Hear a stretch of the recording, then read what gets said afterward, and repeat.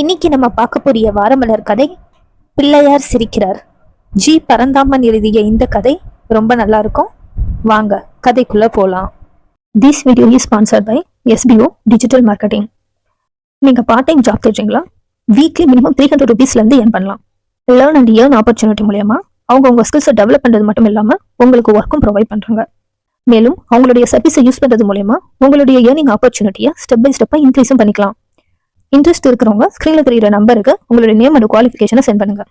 Skip பண்ணாதீங்க. பெரிய தப்பு. தினம் 300 ரூபாய் சம்பாதிக்க அரிய வாய்ப்பு. இன்ஸ்டாகிராம், Facebook பயன்படுத்த தெரிந்தால் போதும். Content post and content publishing மூலமா தினம் 300 ரூபாய் சம்பாதிக்கலாம். இந்த வேலை செய்ய 5 நிமிடம் போதும். Work training support, group communication support, all language customer live chat support, முக்கியமா சொந்தமா ஒரு பிசினஸ் ஸ்டார்ட் பண்ற அளவுக்கு உங்களால கற்றுக்கொள்ளவும் முடியும், சம்பாதிக்கவும் முடியும். இந்த வேலை வாய்ப்பு வழங்குவது 5 வருடத்திற்கு மேல ரன் ஆகிட்டு இருக்க நம்ம தமிழ்நாட்டு company school of business organisation private limited. மேலும் விவரங்களுக்கு டிஸ்கிரிப்ஷன்ல கொடுத்திருக்க நம்பருக்கு வாட்ஸ்அப் பண்ணுங்க. ஞாயிற்றுக்கிழமை காலை சர்ச்சுக்கு சென்று வெளியே வரும்பொழுது எதிரே திருச்சபை தலைவர் வரவே அவருக்கு வணக்கம் சொன்னேன். ஆனால் அவர் என்னை பார்த்தும் பார்க்காதது மாதிரி சென்றார். அவருக்கு என் மீது கோபம். திருச்சபை சார்பாக சில கட்டட வேலை நடந்து கொண்டிருந்தது. அதற்கு வாங்கும் மெட்டீரியல் பில்களில் என்னை அட்ஜஸ்ட் செய்ய சொன்னார். நான் அப்படி எதுவும் செய்யவில்லை. அதனால் கோபம். அப்போது மொபைல் போன் ஒலித்தது. மேஸ்திரி சீனன் தான் அழைத்தார். சீனனை பற்றி சொல்லியே ஆக வேண்டும். அவரும் என்னை மாதிரி கை சுத்தம், தொழில் சுத்தம். 10 ஆண்டுகளாக இருவரும் ஒன்றாக கட்டட கட்டுமான பணிகளை செய்து வருகின்றனர். போனை ஆன் செய்து, சொல்லுங்க மேஸ்திரி என்றேன். நம்ம ராமநாதன் ஐயா காலையில போன் பண்ணி அவர் வீட்டை விற்க போறதா சொன்னாரு. ஏன், என்னாச்சு? தெரியல சார். அவர் வீட்டுக்குத்தான் போறேன். நீங்க வர்றீங்களா? நீங்க போங்க, நான் இதோ வர்றேன் என்று கூறி பைக்கை ஸ்டார்ட் செய்தேன். பைக் முன்னே செல்ல என் நினைவுகள் பின்னோக்கி நகர்ந்தது. சில ஆண்டுகளுக்கு முன் சீனன் அவருக்கு தெரிஞ்சவருக்கு வீடு கட்ட என்னை அழைத்து சென்றார். ஒரு சின்ன வீடு. வீட்டை சுற்றி நிறைய மரங்களும் பின்பக்க காலி இடமும் இருந்தது. எங்களை வரவேற்று, தம்பி, சீனனை எங்களுக்கு பல ஆண்டுகளா தெரியும். உங்களை பத்தி நிறைய சொல்லி இருக்காரு. இந்த வீட்டுல நானும் என் மனைவியும் தான் இருக்கோம். எங்களுக்கு ஒரே பையன், வெளிநாட்டுல வேலை செய்யறான். அவன் வந்தா தங்குறதுக்கு வசதியா பங்களா டைப்ல ஒரு வீடு கட்டி கொடுக்கணும். சீனன் கிட்ட சொன்னேன்.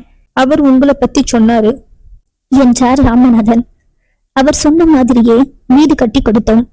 அவருக்கு ரொம்ப சந்தோஷம். கிரக பிரவேசத்திற்கு வந்திருந்த அனைவரும் வீட்டை பார்த்து பாராட்டினர். அன்றிலிருந்து எந்த ஒரு பண்டிகை வந்தாலும் எங்கள் வீட்டிற்கு அவர்களும் அவர்கள் வீட்டிற்கு நாங்களும் சென்று வர அவர் எங்கள் குடும்ப நண்பராகிவிட்டார் ராமநாதன். ராமநாதன் வீட்டிற்கு சென்றபோது மேஸ்திரியும் அவரும் பேசிக் கொண்டிருந்தனர். என்னை பார்த்ததும், வாங்க ஜோசப் என்றார் ராமநாதன். ஏன் சார் வீட்டை விற்க போறீங்க? என் பையனுக்கு நிரந்தர வேலையும் குடியுரிமையும் கிடைச்சிட்டதால வெளிநாட்டிலே செட்டில் ஆகிட்டான். எங்களையும் அங்கேயே வர சொல்லிட்டான். நாங்களும் 2 மாசத்துல போக போறோம். நாங்க போன பிறகு இந்த வீட்டை யாரு பாத்துக்கிறது? நீங்களும் வாடகை வீட்டுலதான் இருக்கீங்க. அதான் இந்த வீட்டை உங்களுக்கே வித்துடலான்னு இருக்கேன் என்றார். இந்த வீட்டை வாங்குற அளவுக்கு என்கிட்ட ஏது பணம் என்றதும், உங்களுக்குதான் அம்பத்தூர்ல ஒரு கிரவுண்ட் இடம் இருக்கே, அதை வித்துருங்க சார் என்றார் மேஸ்திரி. அப்ப கூட பத்தாதே என்றேன். இடையில் புகுந்து, உங்களால எவ்வளவு பணம் ரெடி பண்ண முடியுமோ பண்ணுங்க. மீதி பணத்தை ஓராண்டிலோ அல்லது 2 ஆண்டிலோ கொஞ்சம் கொஞ்சமா கொடுங்க என்றார் ராமநாதன். நான் குழப்பத்துடன் அவர்களிடமிருந்து விடை பெற்று வீட்டிற்கு சென்று என் மனைவியிடம் கூற அவளுக்கு ஏகப்பட்ட சந்தோஷம். அந்த வீட்டை நாம வாங்கிடலாங்க என்றாள். ஏண்டி நீயும் புரியாம பேசுற? நம்ம இடத்தை வித்து உன்னுடைய நகையை வித்தாலும் கூட பத்தாதே என்றேன். எல்லாம் கர்த்தர் நம்மளுக்கு வழிகாட்டுவார். நீங்க இடத்தை விற்கிற வழியை பாருங்க என்றாள். அதன் பின் ஒரே மாதத்தில் இடத்தையும் நகையும் விற்று பணத்தை ராமநாதனிடம் கொடுத்து மீதி பணத்தை 2 ஆண்டுகளில் தருவதாக பத்திரம் எழுதி அவரிடம் கொடுத்தேன். அன்று ரெஜிஸ்டர் வேலை முடிந்து எல்லோரும் ஹோட்டலில் சாப்பிட சென்றோம். என்னை தனியாக அழைத்து, தம்பி, எனக்கு ஒரே ஒரு உதவி செய்யணும். நம்ம வீட்டு காம்பவுண்ட்ல ஒரு பிள்ளையார் சிலை இருக்கே, என்றார் ராமநாதன். ஆமாம் சார், தெருமுக்குன்னு பிள்ளையார் சிலை வச்சு அதற்கு பூஜை பண்ணிட்டு வர்றீங்களே. ஆமாம்ப்பா, அந்த சிலையை மட்டும் எடுத்திடாதப்பா. வீட்டை விற்கிறதுக்கு முன்னாடியே உன்கிட்ட சொல்லணும்னு நினைச்சேன். அப்ப சொன்னா அது ஒரு கண்டிஷன் மாதிரி இருக்கும். இப்ப அது உன் வீடு, அதான் உதவியா கேட்கிறேன் என்றதும் நெகிழ்ந்து போனேன். கவலைப்படாதீங்க சார், எக்காரணத்தை கொண்டும் அந்த சிலையை எடுக்க மாட்டேன் என்று உறுதியளித்தேன். ரொம்ப நன்றிப்பா. அதோட இன்னொரு உதவியும் செய்யணும். இதுல 10,000 ரூபாய் இருக்கு. பிள்ளையாருக்கு பூஜை செய்ய பூசாரிக்கு மாசம் 1000 ரூபாய் சம்பளம் கொடுக்கணும். இத வாங்கிக்கிட்டு அவருக்கு மாசம் மாசம் கொடுத்துடுங்க என்று கூறி பணத்தை கொடுத்தார். அதை வாங்க மறுத்து, சார், அது இப்போ என் வீடு, அந்த பணத்தை நானே தந்துடுறேன் என்றேன். பெயிண்டிங் வேலை முடித்து ஒரு நல்ல நாளில் புது வீட்டிற்கு குடி வந்தோம். வீட்டை சுற்றி பார்த்த என் மாமனார், ஏமாப்பிள, அந்த பிள்ளையார் சிலையை எடுக்க மாட்டியா என்று கேட்டார். அந்த சிலை இருந்தா என்ன மாமா, அதுதான் கேட்டுக்கு ஒரு பக்கமா கர்த்தர் மத சிலை வச்சிருக்கோமே என்றேன். நாளைக்கு இந்த சிலையால பிரச்சனை வரப்போகுது, பாத்துக்கோங்க என்று புலம்பியபடி போனார் மாமனார். அவர் கூறியபடியே அந்த வார ஞாயிற்றுக்கிழமை சர்ச்சுக்கு சென்ற பொழுது திருச்சபை அலுவலகத்திலிருந்து அழைப்பதாக கூறினர். அலுவலகத்தில் தலைவரும் செயலாளரும் இன்னும் சிலரும் இருந்தனர். ஏற்கனவே என் மீது கோபமாக இருந்த திருச்சபை தலைவர், ஜோசப், உங்க வீட்டு காம்பவுண்ட்ல விநாயகர் சிலை இருக்காமே, ஏன் அந்த சிலையை வச்சிருக்கீங்க? சிலையை இன்னும் 10 நாளைக்குள்ள எடுக்கலனா திருச்சபையில உங்களுக்கு எந்த வேலையும் கொடுக்க மாட்டோம், ஏற்கனவே செய்யற வேலையும் நிறுத்திடுவோம் என்றார். அந்த வீட்டை வித்த பெரியவரு அந்த சிலையை எடுக்க வேண்டான்னு கேட்டுக்கிட்டாரு. நானும் எடுக்க மாட்டேன்னு வாக்கு கொடுத்திருக்கேன், அதனால சிலையை எடுக்க மாட்டேன் என்று சொல்லி வெளியேறிவிட்டேன். வீட்டிற்கு வந்ததும் இவை அனைத்திற்கும் காரணமாக இருந்த பிள்ளையார் சிலையை உற்று பார்த்தேன். அவர் என்னை பார்த்து சிரிப்பது போல இருந்தது. என்ன பிள்ளையாரே, என் கஷ்டம் உனக்கு சிரிப்பா இருக்கா என்று மனதிற்குள் கேட்டுக்கொண்டு மேஸ்திரி வேலை செய்யும் இடத்திற்கு சென்று அவரிடம் என் குமுறலை கொட்டினேன். விடுங்க சார், ஒரு வேலை போனா 10 வேலை வரும் என்று சொல்லி, கல்வி தந்தை MSV தெரியுமா என்று கேட்டார். தெரியுமே, ஊரா காலேஜ் கட்டிட்டு இருக்காரே, அவர் தானே? ஆமாம், அவர் பிரம்மாண்டமா ஒரு கல்யாண மண்டபம் கட்ட போறாராம். ஏற்கனவே அவர்கிட்ட இருந்த இன்ஜினியரு கட்டடம் கட்டுறதுல ஊழல் பண்ணதால அவரை நிறுத்திட்டாங்க. அதோட 2-3 பேர் பிளான் போட்டு கொடுத்திருக்காங்க. அது அவருக்கு பிடிக்கலையாம்.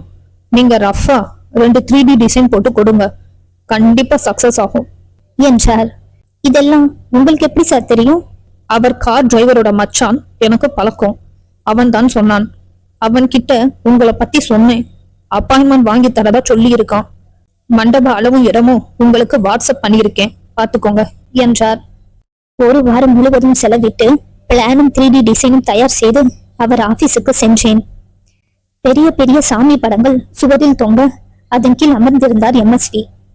அவருக்கு வணக்கம் சொல்ல, கல்யாண மண்டபத்திற்கு 3D டிசைன் போட்டு கொண்டு வந்திருக்காங்க என்று அறிமுகப்படுத்தினார் அவரது PA. நான் கொண்டு வந்த பிளானையும் 3D டிசைன் போட்ட பென்ட்ரைவையும் கவரோடு கொடுத்தேன். அதை வாங்கியவர், உங்க பேரு என்று கேட்டார். ஜோசப் ராஜ் என்றேன். உடனே அவர் முகம் மாறியது. விசிட்டிங் கார்டை கொடுத்துட்டு போங்க, சொல்லி அனுப்புறேன் என்றார். அவரிடம் விடை பெற்று வெளியே வந்தேன். கதவு திறந்து மூடும் சந்தர்ப்பத்தில், ஏயா முதல்ல கல்யாண மண்டபம் கட்ட போறோம், கிறிஸ்டியன் போட்ட பிளான் எப்படி சரியா இருக்கும், விசாரிச்சு அனுப்ப மாட்டேயா என்று அவர் பிஏவை திட்டுவது கேட்டது. எனக்கு வாழ்க்கையே வெறுத்து போனது. ஏன் எல்லோரும் மதம் என்ற மதம் பிடித்திருக்கு என்று நினைத்தபடியே வெளியேறி வந்து மேஸ்திரிக்கு போன் செய்து நடந்ததை சொன்னேன். விநாயகர் சதுர்த்தி அன்று காலை ஒரு கல்யாணத்திற்கு சென்று கொண்டிருந்தார் MSV. வழியில் ஒரு இடத்தில் போக்குவரத்து நெரிசல் இருக்கவே எதிரே வந்து கொண்டிருந்த ஒருவரை நிறுத்தி விசாரித்தார் டிரைவர். பிள்ளையார் சிலை கொண்டு வந்த லாரி திடீர்னு பிரேக் டவுன் ஆயிடுச்சு. எப்படியும் கிளியர் ஆக 2 மணி நேரம் ஆகும். நீங்க இந்த சந்து வழியா போனா ஒரு பெரிய தெரு வரும். கொஞ்சம் தூரத்துல மெயின் ரோடு வந்துடும். தெரு கொஞ்சம் மேடு பலமா தான் இருக்கும், பார்த்து மெதுவா போங்க என்றார். வெளியே பார்த்து கொண்டே வந்தவர் திடீரென்று, டிரைவர், காரை கொஞ்சம் நிறுத்து என்றார் MSV. ஏன் சார், என்னாச்சு? அந்த வீட்டை பார்த்தையா? கேட்ல கர்த்தர் சிலையும் மாதா சிலையும் இருக்கு. அதே நேரம் காம்பவுண்ட்ல பிள்ளையார் சிலையும் இருக்கு. அதுக்கு பூஜையும் நடக்குதே என்று ஆச்சரியப்பட்டவர் பூஜை செய்து கொண்டிருந்தவரை அழைத்து அது பற்றி விசாரித்தார். இது இன்ஜினியர் ஜோசப் ராஜ் வீடு என்றதும், ஜோசப் ராஜ் எங்கோ கேள்விப்பட்ட பேரா இருக்கே என்றார் எம்எஸ்வி. நம்ம கல்யாண மண்டபம் கட்ட பிளான் கொடுத்தாரே, அவராதான் இருக்கணும்னு நினைக்கிறேன் என்றார் டிரைவர். பூசாரி தொடர்ந்தார். கிறிஸ்டியன் வீட்டுல பிள்ளையார் சிலை எப்படின்னு தானே யோசிக்கிறீங்க என்று கேட்டவர் நடந்ததை சொல்லி, ராமநாதன் ஐயா வார்த்தைக்கு கட்டுப்பட்டு சர்ச்சில் இருந்து எவ்வளவோ பிரச்சனை வந்தும் அவர் சிலையை எடுக்கல.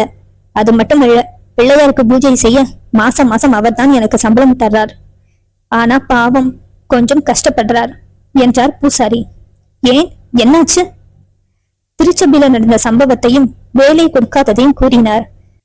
இதை கேட்டவர் அங்கிருந்த பிள்ளையாரை பார்த்து, இதெல்லாம் உன் திருவிளையாடல் தானா? இந்த விஷயம் எல்லாம் எனக்கு தெரிய வைக்கதான் வரவழைச்சியா என்று மனதில் நினைத்துக் கொண்டார் எம்எஸ்வி. மறுநாள் மாலை வீட்டிற்கு சென்று கொண்டிருந்த பொழுது மொபைல் போன் ஒலிக்க எடுத்து காதில் வைத்தேன். சார், நான் எம்எஸ்வி ஆபீஸ்ல இருந்து பேசுறேன். நீங்க கொஞ்சம் ஆபீஸுக்கு வர முடியுமா? எதுக்கு? அந்த பிளானை திரும்பி வாங்கவா? எனக்கு அது தேவையில்லை. அதை தூக்கி குப்பையில போடுங்க என்றேன் கோபமாக. அப்போது இடைமறித்த ஒரு குரல், நான் எம்எஸ்வி பேசுறேன்பா, நீங்க உடனே கொஞ்சம் ஆபீஸுக்கு வந்துட்டு போங்க என்று தன்மையுடன் பேசினார்.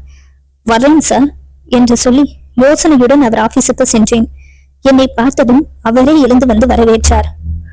உங்களை பத்தி விசாரிச்சேன். நீங்க எவ்வளவு நேர்மையானவர்னு தெரிஞ்சுக்கிட்டேன்.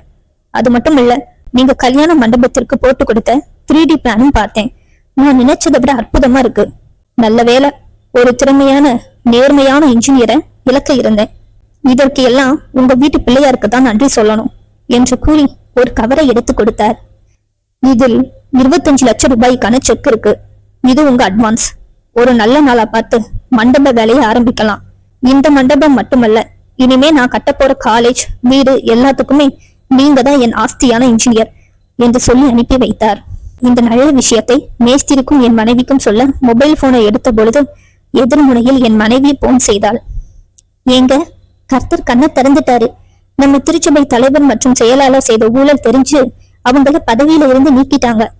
உங்களை சர்ச்சுக்கு வர சொல்லி இருக்காங்க என்று சொல்ல, நான் இங்கு நடந்த விஷயத்தை சொல்லவும் அவள் மிகவும் சந்தோஷப்பட்டாள்.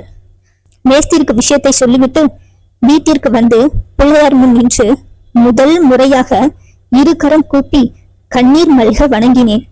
அப்பொழுதும் அவர் சிரித்துக் கொண்டுதான் இருந்தார்.